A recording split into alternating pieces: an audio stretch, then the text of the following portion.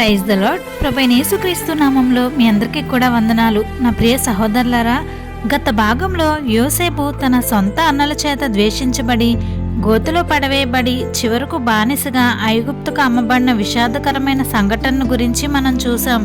అందరికీ యోసేపు జీవితం అక్కడితో ముగిసిపోయిందని అనిపించింది. కానీ దేవుడు మాత్రం తన సేవకుని కోసం అద్భుతమైన ప్రణాళికను సిద్ధం చేస్తున్నాడు. బానిసగా ఐగుప్తుకు వెళ్ళిన యోసేపు జీవితంలో ఏం జరిగింది, దేవుడు అతన్ని ఎలా నడిపించాడు, కొత్త పరీక్షలు ఎలా ప్రారంభమయ్యాయి, వీటన్నిటి గురించి వివరంగా ఈ వీడియోలో మనం తెలుసుకుందాం. ఈ వీడియోని ఎక్కడ స్కిప్ చేయకుండా చూడండి. మన ఛానల్ని మొదటిసారి చూస్తుంటే ఇప్పుడే సబ్స్క్రైబ్ చేసుకోండి. కథలోకి వెళ్తే యోసేపును ఇష్మాయేలీల వ్యాపారులు ఐగుప్తు దేశానికి తీసుకెళ్లారు. తన స్వదేశం, తన తండ్రి, తన కుటుంబం అన్నీ దూరమయ్యాయి. ఇప్పుడు అతను ఒక పరాయి దేశంలో ఒంటరిగా ఉన్న బానిస. మనుషుల దృష్టిలో యోసేపు జీవితం పూర్తిగా ఓడిపోయినట్టే కనిపించింది. కానీ దేవుని దృష్టిలో మాత్రం అతని జీవితంలో కొత్త అధ్యాయం ప్రారంభమవుతుంది. ఐగుప్తులో ఆ వ్యాపారులు యోసేపును పోతిఫర్ అనే అధికారికి అమ్మారు. పోతిఫరు ఫరో రాజు అంగరక్షకుల అధిపతి. అతను ఐగుప్తులో ఎంతో గౌరవంగా ఉన్న వ్యక్తి.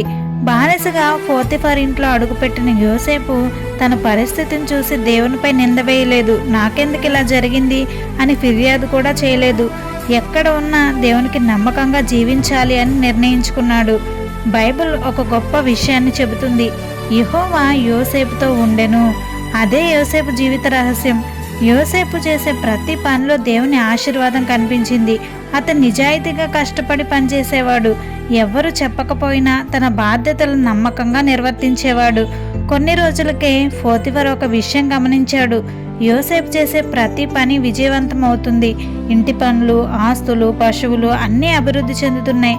అప్పుడు పోతిఫర్కు అర్థమైంది, ఈ యువకునితో దేవుడున్నాడు, అందుకే ఇతను చేసే ప్రతి పని వర్ధిల్లుతుంది.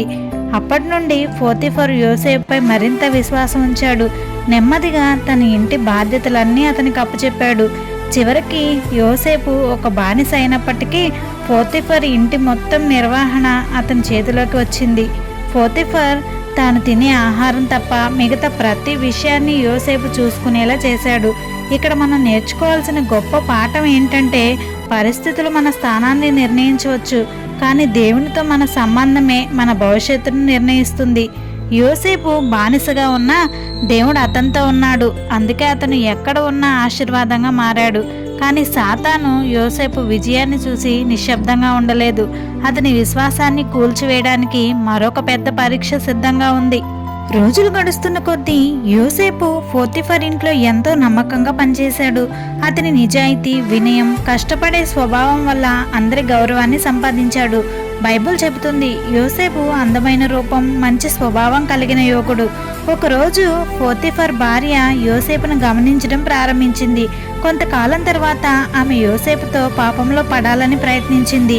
ఆమె ప్రతిరోజు యోసేపుతో చెడు మాటలు మాట్లాడేది. తన కోరికకు ఒప్పించాలని ఎన్నోసార్లు ప్రయత్నించింది.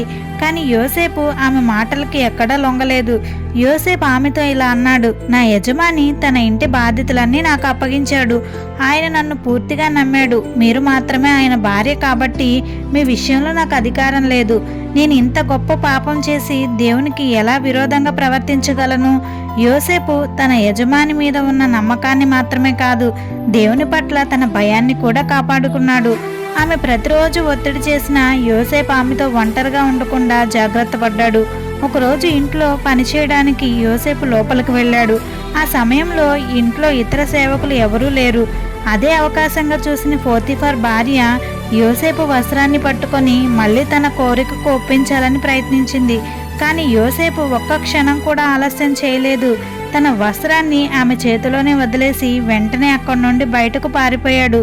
యోసేపుకు తెలుసు, పాపంతో రాజీ పడ్డం కంటే అక్కడి నుండి పారిపోవడమే దేవుని చిత్తం. ఈ సంఘటన మనకు ఒక గొప్ప పాఠాన్ని నేర్పిస్తుంది. శోధనలు ప్రతి విశ్వాస జీవితంలో వస్తాయి, కానీ వాటిని ఎదుర్కొనే బలం దేవుడిస్తాడు. పాపానికి దగ్గరగా నిలబడ్డం కాదు, దాని నుండి దూరంగా వెళ్ళడమే నిజమైన జ్ఞానం. యోసేపు దేవుని కోసం పాపాన్ని తిరస్కరించాడు.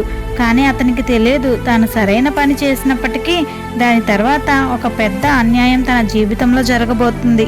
యోసేపు తన వస్త్రాన్ని పోతిఫర్ భార్య చేతిలో వదిలేసి అక్కడి నుండి పారిపోయాడు. వెంటనే ఆమెకు కోపం వచ్చింది. తన కోరిక నెరవేరకపోవడంతో యోసేపుపై ప్రతీకారం తీర్చుకోవాలని నిర్ణయించుకుంది. ఆమె ఇంటి సేవకులందరినీ పిలిచి పెద్దగా అరుస్తూ ఇలా చెప్పింది, చూడండి, ఈ హెబ్రేయుడిని మనల్ని అవమానపరచడానికి తీసుకొచ్చారు. ఇతను నాతో తప్పుగా ప్రవర్తించడానికి వచ్చాడు. నేను గట్టిగా కేకలు వేయగానే తన వస్త్రాన్ని వదిలేసి పారిపోయాడు అని పూర్తిగా అబద్ధం చెప్పి తన చేతిలో ఉన్న యోసేపు వస్త్రాన్ని సాక్షిగా చూపించింది. కొంతసేపటి తర్వాత పోతిఫర్ ఇంటికి వచ్చాడు. అప్పుడు అతని భార్య అదే అబద్ధాన్ని మళ్ళీ చెప్పింది. నీ బానిస నాతో ఇలా ప్రవర్తించాడు అంటూ యోసేపుపై లేనిపోని నిందలు మోపింది. ఆ మాటలు విన్న పోతిఫర్కు చాలా కోపం వచ్చింది.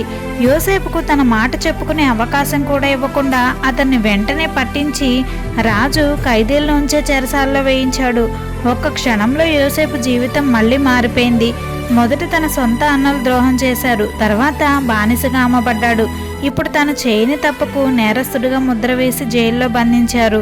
మనుషుల దృష్టిలో యోసేపు జీవితమంతా చీకటిగా కనిపించింది, కానీ దేవుడు మాత్రం అతన్ని ఎక్కడా విడిచిపెట్టలేదు.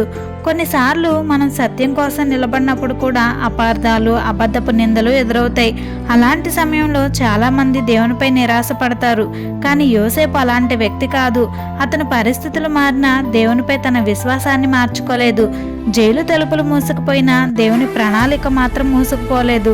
దేవుడు యోసేపును మరింత గొప్ప స్థానానికి చేర్చడానికి ఈ జైలునే ఒక కొత్త మార్గంగా ఉపయోగించబోతున్నాడు. ఈ సంఘటన మనకు ఒక గొప్ప పాఠం నేర్పిస్తుంది. మనం సత్యంగా జీవిస్తున్నప్పుడు అన్యాయం ఎదురైనా దేవుడు మనకు న్యాయం చేస్తాడు. ఆయన సమయం వచ్చినప్పుడు మన నిర్దోషత్వాన్ని ప్రపంచానికి తెలియజేస్తాడు. యోసేపు ఇప్పుడు రాజు ఖైదీలను ఉంచే చెరసాలలో ఉన్నాడు. తాను ఎలాంటి తప్పు చేయకపోయినా ఒక నేరస్తుడిలా ఇనుప కటకటాల వెనుక జీవించాల్సి వచ్చింది. ఎవరైనా అయితే దేవునిపై కోప్పడేవారు. నేను ఏ తప్పు చేయలేదు, అయినా నాకెందుకు ఇలా జరిగింది అని బాధపడేవారు. కానీ యోసేపు అలా చేయలేదు. జైల్లో ఉన్నప్పటికీ దేవునిపై తన నమ్మకాన్ని కోల్పోలేదు. బైబిల్ మళ్ళీ ఒక అద్భుతమైన మాట చెబుతుంది, యెహోవా యోసేపుతో ఉండెను, ఆయన అతనిపై కృప చూపెను అని. అంటే పరిస్థితులు మారాయి, కానీ దేవుడు మాత్రం మారలేదు. పోతిఫర్ ఇంట్లో ఉన్నప్పుడు ఎలా యోసేపుతో ఉన్నాడో ఇప్పుడు జైల్లో కూడా అలాగే ఉన్నాడు. కొన్ని రోజుల తర్వాత చెరసాల అధికారి యోసేపును గమనించడం ప్రారంభించాడు. అతను నిజాయితీగా పనిచేయడం, అందరితో ప్రేమగా మాట్లాడడం, తన బాధ్యతను నమ్మకంగా నిర్వర్తించడం చూసి ఆశ్చర్యపోయాడు. నెమ్మదిగా చెరసాలలోని ఇతర ఖైదీల బాధ్యతలను కూడా యోసేపుకే అప్పగించాడు. చివరికి చెరసాల అధికారి జైల్లో జరిగే అన్ని పనులను యోసేపు చేతిలో పెట్టాడు. ఎందుకంటే యోసేపు చేసే ప్రతి పనిలో దేవుని ఆశీర్వాదం కనిపించింది. మనుషులు యోసేపును బానిసగా మార్చారు. తర్వాత అబద్ధపు నిందతో జైలుకు పంపించారు. కానీ ఎక్కడ ఉన్నా దేవుడు అతన్ని విడిచిపెట్టలేదు.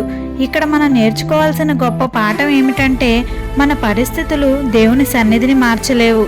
మనం కష్టాల్లో ఉన్నప్పుడు కూడా దేవుడు మనతోనే ఉంటాడు. ఆయన సమయం వచ్చినప్పుడు అదే కష్టాన్ని ఆశీర్వాదంగా మారుస్తాడు. యోసేపుకు ఇంకా తెలియదు, జైల్లో అతను కలవబోయే ఇద్దరు ఖైదీలు అతని జీవితాన్ని పూర్తిగా మార్చబోతున్నారు.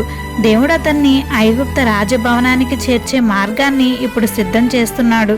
రోజులు గడుస్తున్న కొద్దీ యోసేపు చెరసాల్లో తన బాధ్యతలను నమ్మకంగా నిర్వర్తిస్తున్నాడు. దేవుని కృప అతనిపై ఉండటంతో చెరసాల అధికారి అతన్ని పూర్తిగా నమ్మాడు. ఆ సమయంలో ఒక అనూహ్యమైన సంఘటన జరిగింది. ఐగుప్త రాజైన ఫరోకు సేవ చేసే ఇద్దరు ముఖ్య అధికారులు, పానదాయకుడు మరియు వంటవాడు, ఏదో తప్పు చేసిన కారణంగా ఫరోకు కోపం తెప్పించారు. అందువల్ల వారిద్దరిని అదే చెరసాలలో బంధించారు. చెరసాల అధికారి వారిని చూసుకునే బాధ్యతను కూడా యోసేపుగా అప్పగించాడు.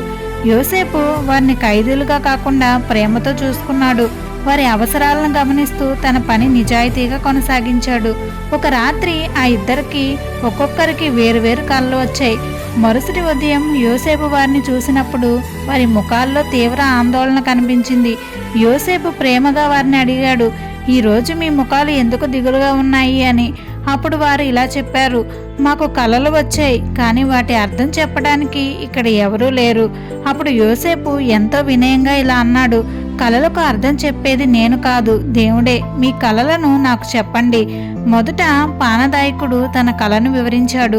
తాను ఒక ద్రాక్ష చెట్టును చూశాడు. దానికి 3 కొమ్మలు ఉన్నాయి. అవి చిగురించి ద్రాక్ష గుత్తులు కాశాయి. ఆ ద్రాక్ష పండ్లను తీసుకొని ఫరో పాత్రలో రసం పిండి ఆ పాత్రను ఫరో చేతికి ఇచ్చినట్లు కల్లో చూశాను అని చెప్పాడు. దేవుడిచ్చిన జ్ఞానంతో యోసేపు ఆ కలకు అర్థం చెప్పాడు. ఆ 3 కొమ్మలు 3 రోజుల తర్వాత ఫరో నిన్ను విడుదల చేసి మళ్ళీ నీ పాత ఉద్యోగంలో ఉంచుతాడు. నీవు మళ్ళీ ఫరోకు పానదాయకుడిగా సేవ చేస్తావు అని చెప్పాడు. ఆ తర్వాత యోసేపు అతనితో ఒక వినయపూర్వకమైన అభ్యర్థన చేశాడు. నీవు విడుదలైన తర్వాత నన్ను గుర్తుంచుకో. నేను ఎలాంటి తప్పు చేయకపోయినా ఈ చెరసాలలో ఉన్నాను. ఫరోతో నా గురించి చెప్పి నన్ను ఇక్కడి నుండి బయటకు తీసేలా చెయ్యి అని చెప్పాడు. ఈ మాటలు విన్న వంటవాడు తన కలకు కూడా మంచి అర్థమే వస్తుందని ఆశపడ్డాడు. అతను కూడా తన కలను యోసేపుకు చెప్పాడు. కానీ ఆ కలకు దేవుడు వెల్లడించిన అర్థం మాత్రం పూర్తిగా భిన్నంగా ఉంది. పానదాయకుని కలకు మంచి అర్థం చెప్పిన తర్వాత వంటవానికి కూడా తన కలకు మంచి ఫలితమే వస్తుంది అనిపించింది. అప్పుడు అతను యోసేపుతో ఇలా అన్నాడు, నాకు ఒక కల వచ్చింది. నా తలపై 3 బుట్టలు ఉన్నాయి. పై బుట్టలో ఫరో కోసం చేసిన రకరకాల ఆహార పదార్థాలు ఉన్నాయి. కానీ పక్షులు వచ్చి ఆ బుట్టలోని ఆహారాన్ని తింటున్నాయి అని చెప్పాడు. యోసేపు దేవుడు చూపించిన అర్థాన్ని దాచకుండా నిజాయితీగా చెప్పాడు. ఆ 3 బుట్టలు 3 రోజుల తర్వాత ఫరో నీకు తీర్పు ఇస్తాడు. నిన్ను ఉరివేసి పక్షులు నీ శరీరాన్ని తింటాయి. 3 రోజుల తర్వాత ఫరో పుట్టినరోజు వచ్చింది. ఆ రోజు ఫరో తన అధికారులందరికీ విందు ఏర్పాటు చేశాడు. అదే రోజున యోసేపు చెప్పినట్లుగానే జరిగింది. పానదాయకుణ్ణి మళ్ళీ తన పాత ఉద్యోగంలో నియమించారు. వంటవానికి మరణశిక్ష అమలు చేశారు. యోసేపు చెప్పిన 2 కళ్ళు అచ్చం అలాగే నెరవేరాయి. ఈ సంఘటనతో యోసేపుకు దేవుడిచ్చిన జ్ఞానం నిజమని అందరికీ తెలిసింది. అయితే యోసేపు ఒక చిన్న ఆశతో ఎదురు చూశాడు. ఇప్పుడు పానదాయకుడు నన్ను గుర్తుంచుకొని ఫరోతో నా గురించి చెబుతాడు. నేను ఈ చెరసాల నుండి విడుదల అవుతాను అని అనుకున్నాడు. కానీ అలా జరగలేదు. బైబిల్ చెబుతుంది, పానదాయకుడు యోసేపును జ్ఞాపకం చేసుకోలేదు. అతన్ని పూర్తిగా మర్చిపోయాడు. ఆ మాట యోసేపు హృదయాన్ని ఎంతో బాధ పెట్టింది. తాను చేసిన మేలు, చెప్పిన సత్యం అన్నీ ఒక్క క్షణంలో మర్చిపోయినట్లు అనిపించింది. అయినా యోసేపు దేవునిపై విశ్వాసాన్ని కోల్పోలేదు. మనుషులు మర్చిపోవచ్చు, కానీ దేవుడు ఎప్పుడు తన పిల్లల్ని మర్చిపోడు. దేవుడు యోసేపును కూడా మర్చిపోలేదు. ఆయన నిర్ణయించిన సమయం ఇంకా రాలేదంతే. కొన్నిసార్లు మన ప్రార్థనలకు వెంటనే సమాధానం రాకపోవచ్చు. మనుషులు మనకు చేసిన వాగ్దానాలను మర్చిపోవచ్చు, కానీ దేవుని సమయం వచ్చినప్పుడు ఒక్క క్షణంలోనే మన జీవితాన్ని మార్చగలడు. యోసేపు ఇంకా జైల్లోనే ఉన్నాడు, కానీ దేవుడు అప్పటికే రాజభవనంలో ఒక గొప్ప అద్భుతానికి ఏర్పాట్లు చేస్తున్నాడు. నా ప్రియ సహోదరులారా, ఈ భాగంలో యోసేపు జీవితంలో మరొక కఠినమైన పరీక్ష చూసాం. తను నిజాయితీగా జీవించిన అబద్ధపు నిందను ఎదుర్కొన్నాడు. జైలుకు వెళ్ళాడు. అక్కడ కూడా దేవుడు అతన్ని విడిచిపెట్టలేదు. చివరికి తనకు సహాయం చేస్తాడని అనుకున్న వ్యక్తి కూడా అతన్ని మర్చిపోయాడు. అయితే దేవుని ప్రణాళిక ఎప్పుడూ ఆలస్యం కాదు. మనుషులు మర్చిపోయిన చోటే దేవుడు తన అద్భుతాన్ని ప్రారంభిస్తాడు. తరువాతి భాగంలో ఫరోకు వచ్చిన ఆశ్చర్యమైన 2 కళ్ళు ఏమిటి? ఆ కళల వల్ల యోసేపు జీవితం ఒక్క రోజులో ఎలా మారిపోయింది? బానిసగా ఖైదీగా ఉన్న యోసేపు ఐగుప్తు దేశానికి ప్రధాన అధికారిగా ఎలా నియమించబడ్డాడు? ఈ అద్భుతమైన సంఘటనలన్నీ కూడా నెక్స్ట్ వీడియో పార్ట్ 3లో మనం తెలుసుకుందాం. ఆమెన్. God bless you.